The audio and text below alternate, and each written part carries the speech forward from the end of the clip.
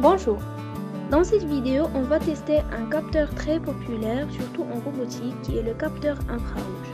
Ce type de capteur on l'utilise beaucoup pour la détection des obstacles et la détection des mouvements. On commence par le terme infrarouge. L'infrarouge est un rayonnement électromagnétique qui se situe dans une région spectrale invisible par l'œil humain, car la fréquence de ce type de rayonnement est inférieure à la fréquence du rouge visible, d'où il vient le nom infrarouge. Pour le spectre infrarouge, il est divisé en 3 ondes de longueur d'onde. Les ondes courtes dont la longueur d'onde varie de 0,78 micromètres à 2 micromètres.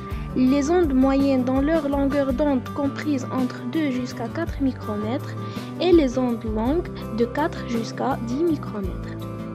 Le rayonnement infrarouge a pour effet le chauffage de l'objet rayonné et cela revient aux vibrations moléculaires causées par ces ondes. Une partie de la radiation infrarouge se réflecte par la surface de l'objet, une autre partie sera absorbée et la dernière partie passe à travers l'objet. Et c'est la réflexion qui nous intéresse pour la détection des obstacles.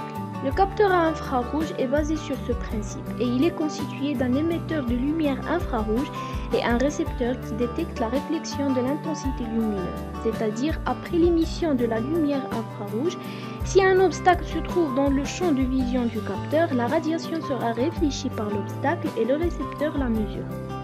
À l'aide de ce potentiomètre, on pourra régler la distance ou bien l'ordre de détection, c'est-à-dire choisir à quelle distance le capteur nous alerte de la présence d'un obstacle. Il est constitué également d'une LED qui s'allume une fois le capteur est branché à l'alimentation et l'autre LED qui s'allume lors de la détection d'un obstacle. Ce capteur se branche à travers ces 3 pins, un pour l'alimentation qui soit 3,3 volts ou bien 5 volts, la masse et la sortie du signal de détection. Maintenant, on va faire une application simple pour tester ce capteur. Pour cela, on aura besoin d'une carte Arduino. Ici, j'utilise la carte Uno, des LED, des résistances et des fils de branchement. Et on va réaliser ce montage.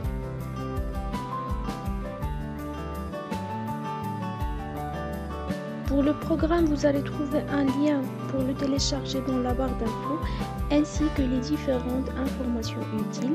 Au début, on commence par la déclaration des pins qu'on va utiliser pour les 2 LED et la sortie du capteur ainsi que la variable de lecture, ici nommée obstacle, et on l'initialise par l'état O.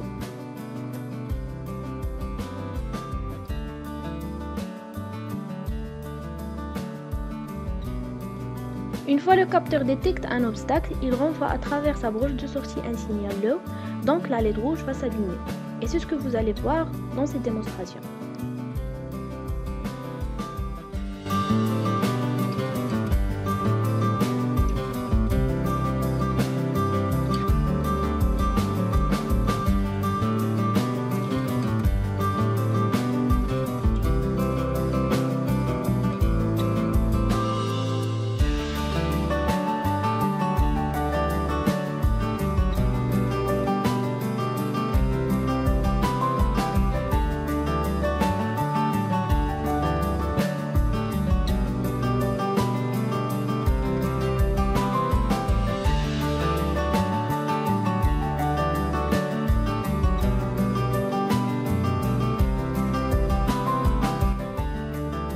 La vidéo est terminée. Si vous l'avez aimée, n'oubliez pas de laisser des pouces bleus, partagez la vidéo avec vos amis et cliquez sur le bouton rouge au-dessous pour s'abonner à la chaîne.